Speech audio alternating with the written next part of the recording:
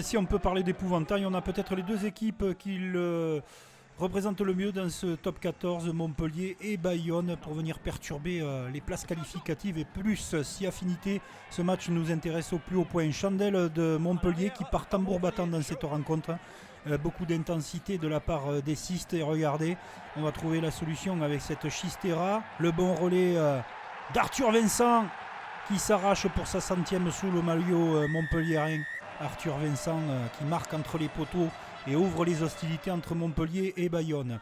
Et pendant 17 minutes, on voit une seule équipe sur le terrain, les Montpelliérains, et sa troisième ligne en action, et ce superbe second essai de la part de Thomas Banks qui marque et reflète la domination montpelliéraine, tout comme ce lancer en touche, lancer Tolofua, gros travail de puissance. Bayonne ne touche pas les pieds par terre dans ce début de rencontre. Tolofua est à la manœuvre et ça travaille toujours avec les avants, de la patience, et surtout le premier essai de Tolofua tout en puissance. Les Montpelliérains dominent de la tête et des épaules et ont déjà le bonus offensif à la 21e minute de jeu.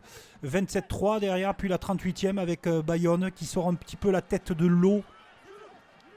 Mais vous voyez toujours les contests des Montpelliérains présents. On joue rapidement côté bayonnais. On a senti l'opportunité et ça traverse parfaitement à hauteur avec Tom Spring qui marque.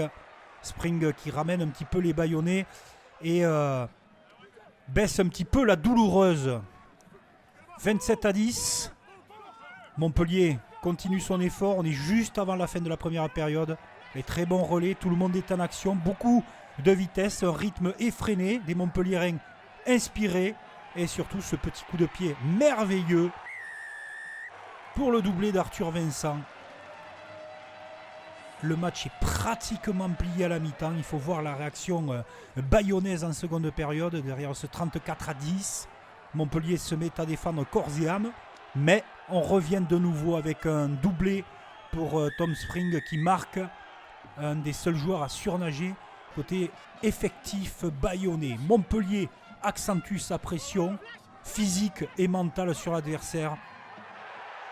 La superbe feinte de passe de Domingo Miotti pour marquer son essai. Excellent Domingo Miotti depuis le début de la saison et excellentissime sur ce match.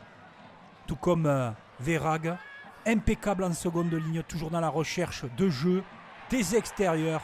La domination montpelliéraine est toute rageuse avec cet essai de Massibaka qui marque. Montpellier corrige l'aviron bayonnais. Le bonus est dans la poche. Sursaut d'orgueil de l'équipe bayonnaise pour essayer de réduire un petit peu le score. Cette séquence est très bonne de la part des Bayonnais qui n'ont joué que par à-coups et c'est ce qui leur a manqué. Et c'est d'Arthur Ituria qui a fait son entrée, qui marque.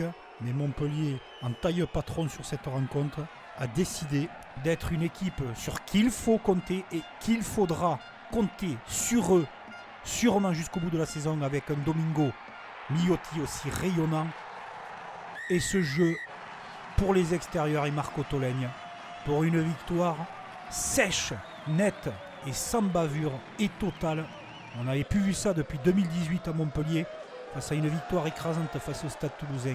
Montpellier l'emporte 62-22 avec un Miotti dans tous ses états et des Bayonnais complètement terrassés par la performance des Cistes. Ils étaient vraiment très très forts, les hommes de Joan Collieu.